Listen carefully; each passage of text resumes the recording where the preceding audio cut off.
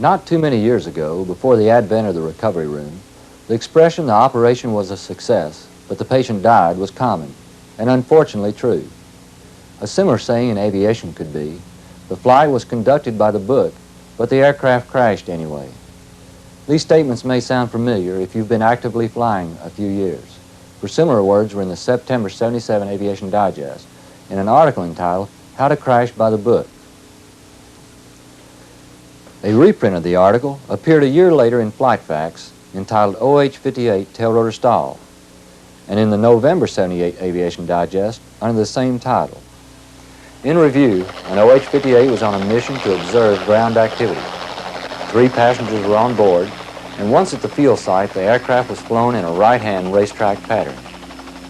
According to the pilot, his altitude varied in the pattern from 150 to 250 feet, and his airspeed from 40 to 70 knots. While in a turn to the south, with a quartering right tailwind, the aircraft refused to respond when the pilot attempted to roll out on his desired heading.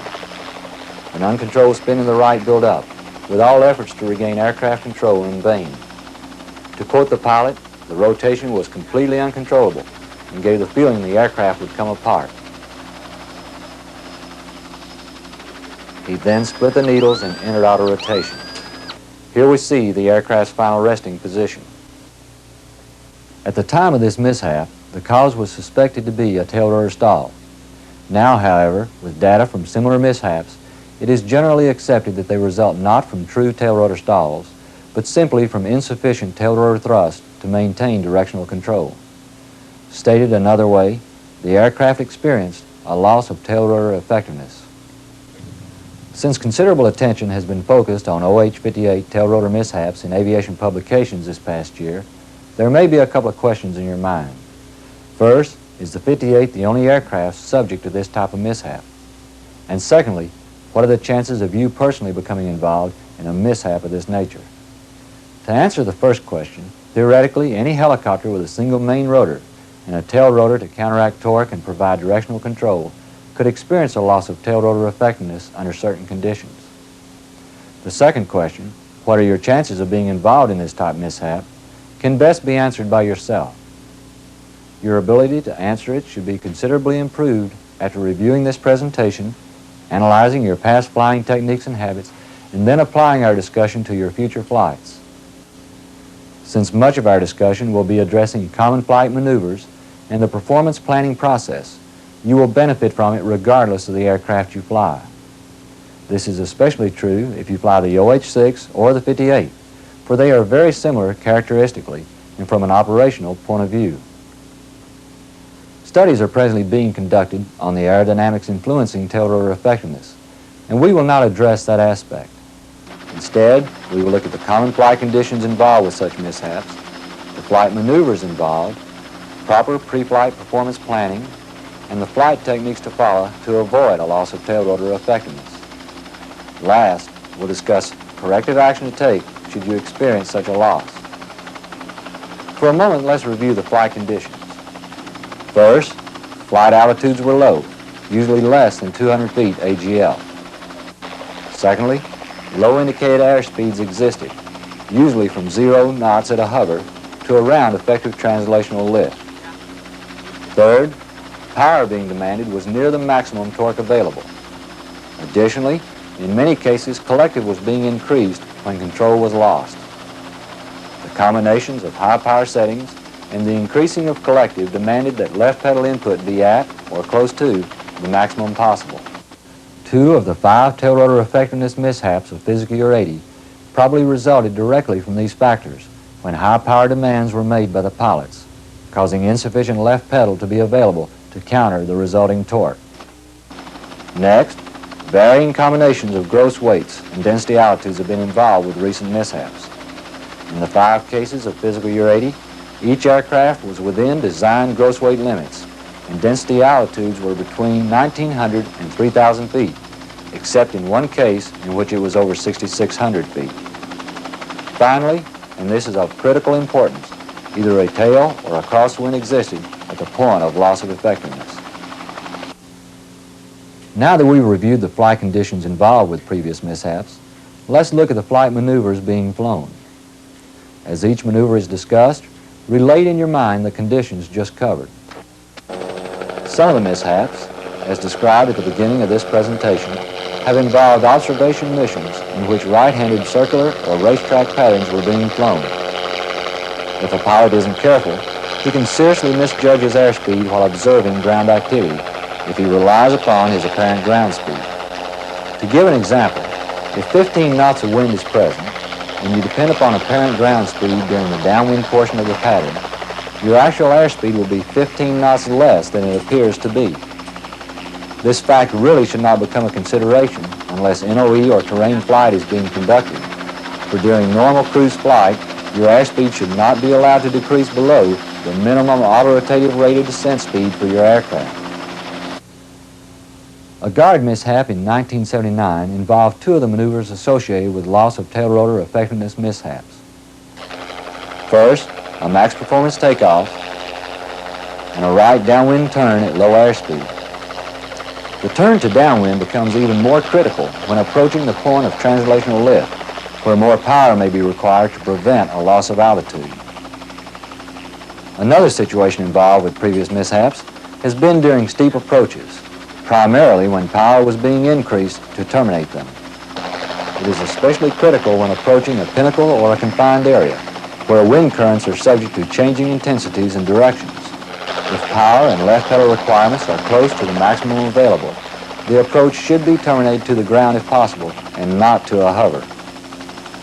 The fifth maneuver involved has been when a pilot decided to abort an approach and started a go-around after airspeed had decreased below effective translational lift. As power was applied and the aircraft nosed over to accelerate, a spin to the right began. In such a situation, the pilot becomes involved in an out-of-ground effect hover, requiring additional power and left pedal input. To avoid this, the decision to make a go-around should be made prior to losing effective translational lift or before descending below any barriers present.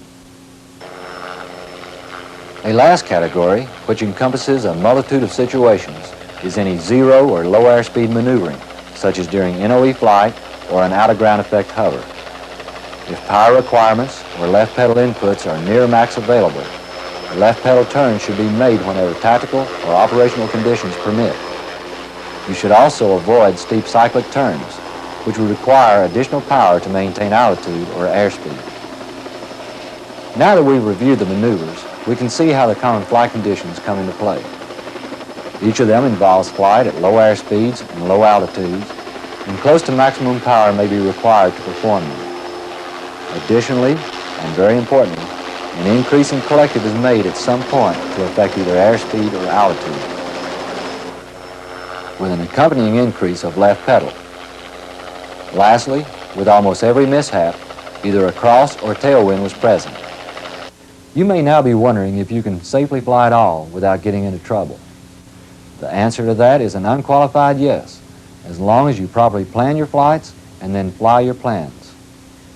Anytime you are assigned a mission, certain performance planning should be made to ensure that sufficient power and tail rotor effectiveness are available to safely complete the mission. If you find that either insufficient power is available or that directional control is marginal, action must be taken to reduce the aircraft's weight, avoid flight under the conditions that would jeopardize safe flight, or else determine that the mission cannot be completed under the circumstances. A pilot is asking for trouble if he fails to consider the possible flight conditions of a mission and then completes thorough pre-flight planning. As an example, a pilot has an early morning mission involving only one passenger. At takeoff, the temperature is cool and winds are calm. The aircraft is within a large clear area and minimum power is required for the takeoff and climb out. 3 hours later, however, the temperature has increased 20 degrees, 15 knots of wind is present, and 3 passengers are on board for the final flight of the day. If thorough flight planning was not accomplished prior to the first flight of the mission, or now before takeoff with 3 passengers, the pilot is stacking the deck against himself. Thorough pre-flight planning, if for no other reason, would be required simply from a professionalism point of view. Operators' manuals, however, direct that planning be accomplished and that a performance planning card be filled out for use in completing the flight plan and for reference throughout the mission. Additionally, paragraph 4-1 of 95-1 states that pre-flight action will include an evaluation of performance data. Lastly, each new aircrew training manual contains a revised performance planning card and directs the completion of it. Thus, thorough pre-flight planning is required not only by professionalism, but by each operator's manual, by AR 95-1, and by the ATMs. For the next few minutes, we'll go through the planning sequence and complete the mandatory entries on the performance planning card for a takeoff. Although we will use the card from the observation helicopter ATM, its format is the same for all helicopters. The only differences are in the margin information. Our planning will be for an OH-58A mission, but similar performance charts are in each Dash 10, and the planning process is basically the same for all aircraft. First, we'll fill out the top blocks on atmospheric and aircraft loading conditions. Our pressure, altitude, and free air temperature can be obtained from a weather briefing or from our aircraft's instruments. By dialing in 29.92 on our altimeter, our pressure altitude will be indicated, and our FAT gauge would, of course, provide our temperature. We'll use 2,000 feet and 15 degrees. From our 365F form and our known mission loading, we figure our gross weight at 2,600 pounds. The calibration factor block doesn't apply to the 58, and we plan for 450 pounds of fuel after run-up. Going on down the card, our mandatory blocks include our maximum torque available, our torque available for continuous operations, our predicted hover torque, and if we have sufficient tail rotor effectiveness with the winds expected during our mission. These are the only mandatory blocks for normal flight operations. For NOE flight, or for other flight operations requiring an OGE hover capability, we would also determine our torque required to hover out of ground effect and our maximum allowable gross weight. As shown in the margin of the card, we use figure 7-3 to determine our first entry, max torque available. We'll be using sheet 1 of 4, engine de-ice and heater off, but be sure to use the chart applicable to your aircraft's configuration. Also realize that the charts we'll be using apply only to the A-Series OH-58. The similar charts are found in other aircraft Dash 10s. The planning process is also basically the same for other aircraft. We enter pressure altitude at 2,000 feet and move right to the 15-degree point. Coming down the chart, we find 80 psi to be our calibrated torque, which is also our indicated torque. Since 80 is in the yellow area, we can operate no more than 5 minutes at that power setting because of a transmission limitation. Our max torque available for 30 minutes becomes 79 due to a restriction of operating in the yellow arc of the TOT gauge for a maximum of 30 minutes. We would enter 80 and 79 psi on our performance planning card as indicated here. Next on the card is max torque available for continuous operations. We go to figure 7-4, and we'll again use sheet 1 for engine de-ice and heater off. Again entering at 2,000 feet pressure altitude, we move right to 15 degrees. Coming down the chart, we find 66.5 psi to be our maximum torque available. Since this is our maximum torque available for continuous operations, we would not round up, but would round down to 66 psi. Enter 66 on the card.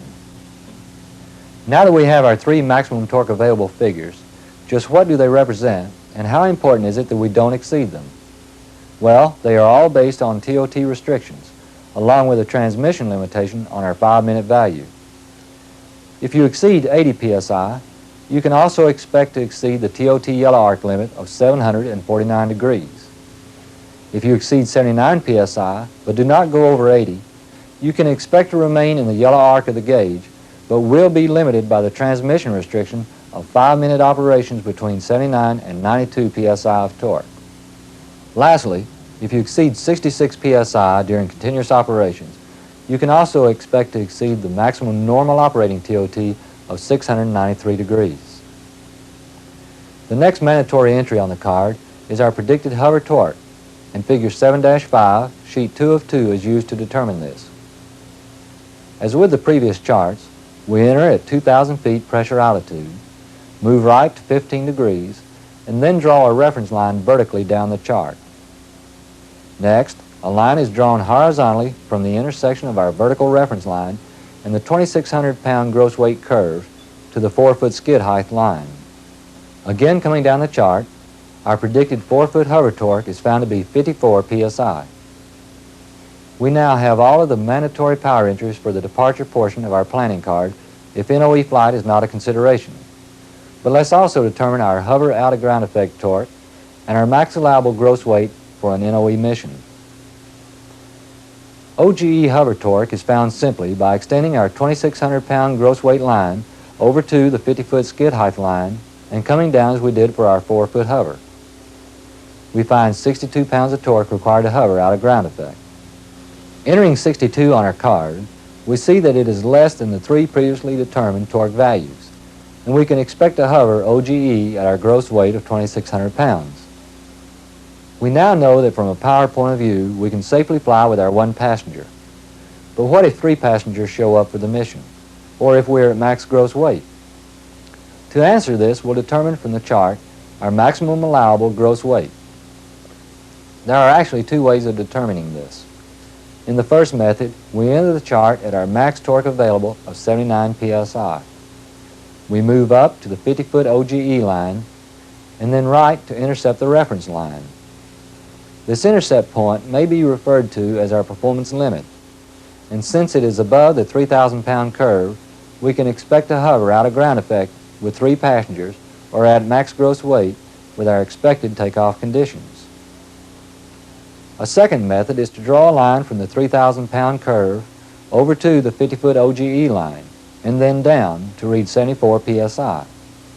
Since this is less than our 30-minute torque limit of 79, we can again expect to hover OGE at max gross weight. Enter the figure 3,000 on your planning card. We have just recorded torque values for our first takeoff conditions of 2,000 feet and 15 degrees, and new computations would have to be completed for later flights if the variables have changed significantly. TC1-10 indicates that new values should be determined if temperature changes by 5 degrees or if pressure altitude changes by 500 feet. If you wanted to examine torque values for later in your mission, now, before your first takeoff, you could go through the planning process using expected maximum pressure altitude and temperature figures.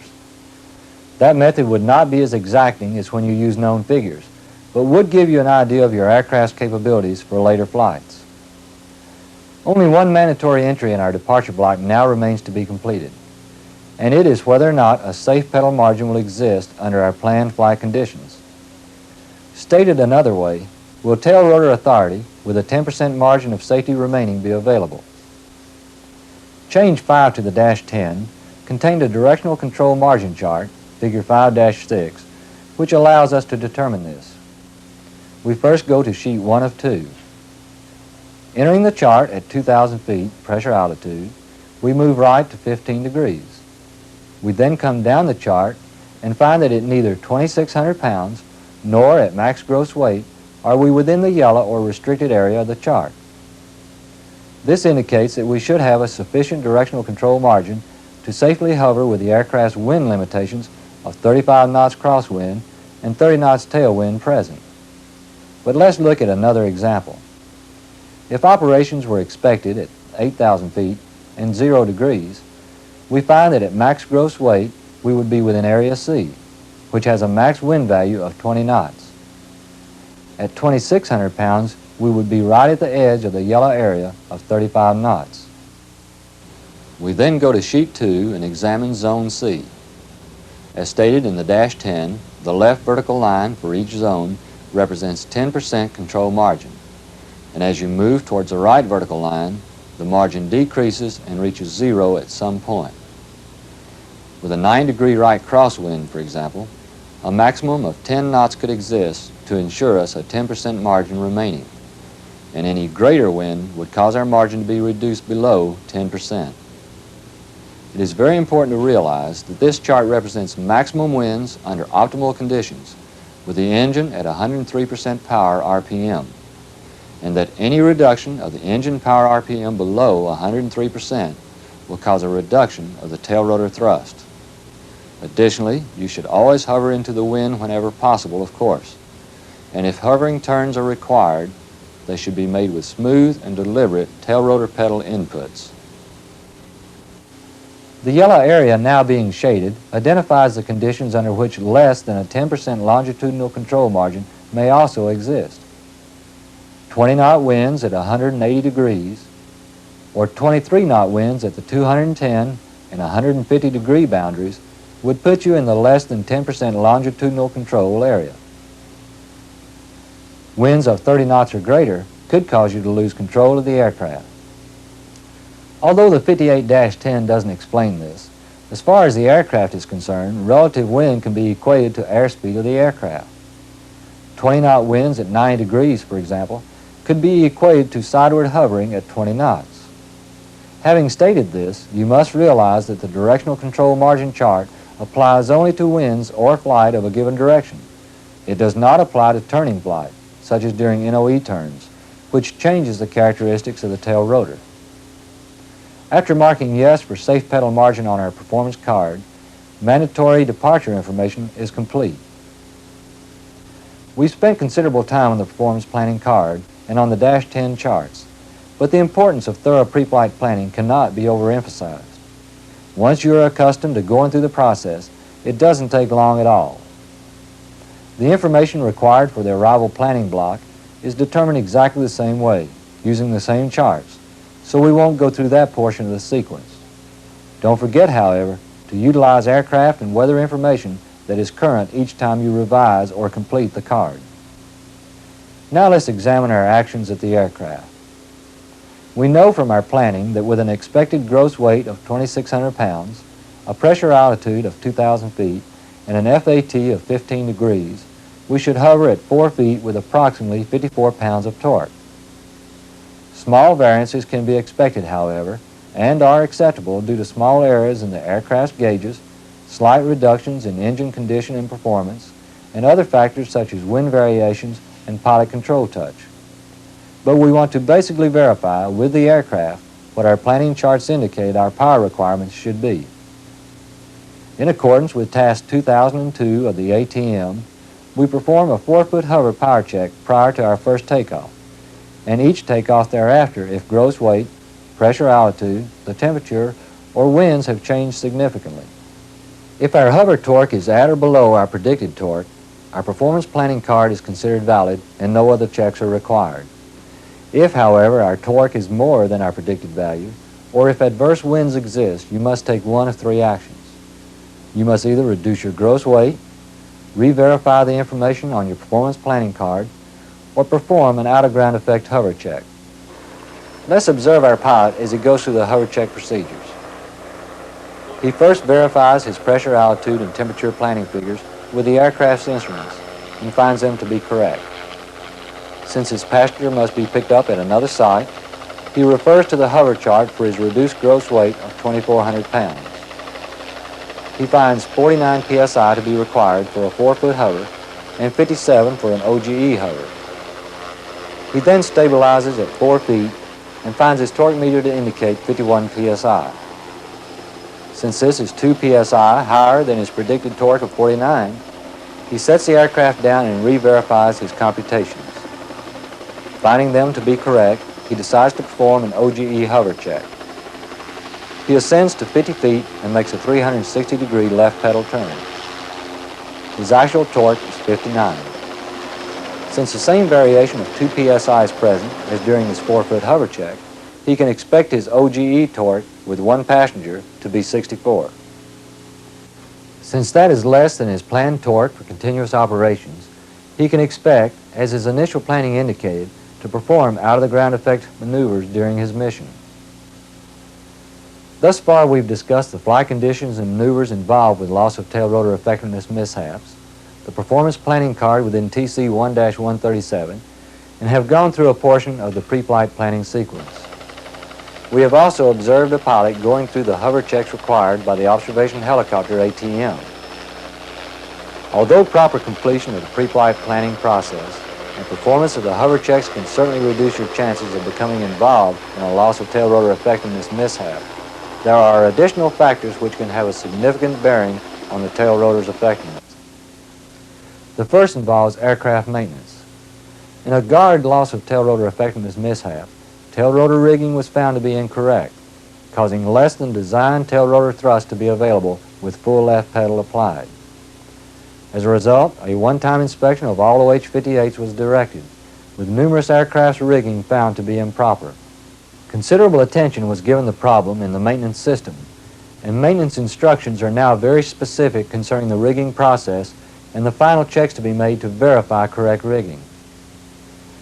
The second factor involves you directly, the pilot of the aircraft. The terms pilot technique, pilot proficiency, control touch, and professionalism all could be used to describe what I'm speaking of. Remembering our previous discussion of maximum torques, I stated that the pilot could expect to hover OGE under the conditions. The charts usually reflect performance expected under no wind conditions, when the aircraft and its systems are operating at optimum levels, and when a pilot exercises proper flight techniques. If you're flying at 40 knots NOE at maximum gross weight and suddenly flare the aircraft to perform a quick stop with no regard for torque, TOT, or the existing winds, you're asking for trouble. If, however, proper flight techniques are followed, the aircraft's capabilities recognized, and appropriate attention given to the power instruments, you should be able to safely perform your mission. It's really a matter of getting back to the basics, flying like you did in the pattern in flight school. Your flying was precise then, and it should be now, even though you may have 10 years experience and over 3,000 hours. Having thoroughly completed pre-flight performance planning on the ground, there are several important considerations you must be constantly aware of in the air. The first is, what are the winds and where are they relative to my aircraft? Secondly, what are my aircraft's capabilities? And lastly, what are my capabilities? We have thoroughly discussed the first two considerations, but the last one is also extremely important, and one which requires professionalism to answer honestly. In your past experience, you probably remember a fellow pilot who could take off at max gross weight in a certain aircraft when no one else could, or who could easily hover out of a revetment under certain wind conditions when other pilots would have difficulty. The important point here is that all of us have a certain level of proficiency and capability, and we must recognize that level and plan our flying accordingly.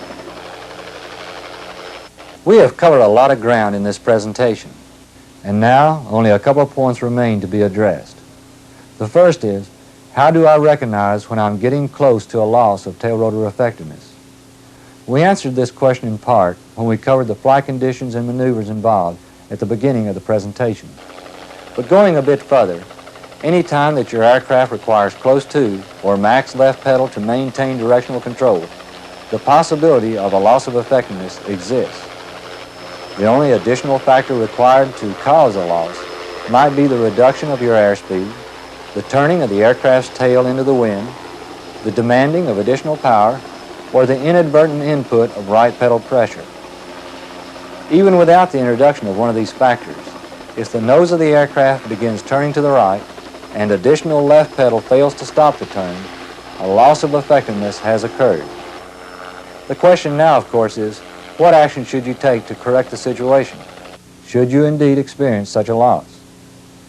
As change 8 to the A Model-10 indicates, there is no one pat answer, for your corrective action depends upon your height above the terrain and the altitude available at the time. If you should indeed experience a loss of effectiveness, you would reduce collective, as altitude permits, to decrease the torque effect of the main rotor, and simultaneously reduce your left pedal input. Then, as the aircraft turns into the wind, apply forward cyclic to accelerate through effective translational lift. At this same time, increase collective pitch and apply pedal as required for control and trim purposes. Now let's go through the steps once again and observe our actions in the cockpit. First, you would reduce collective, as altitude permits, to decrease the torque effect of the main rotor, and simultaneously reduce your left pedal input. Then, as the aircraft turns into the wind, apply forward cyclic to accelerate through effective translational lift. At this same time, increase collective pitch and apply pedal as required for control and trim purposes.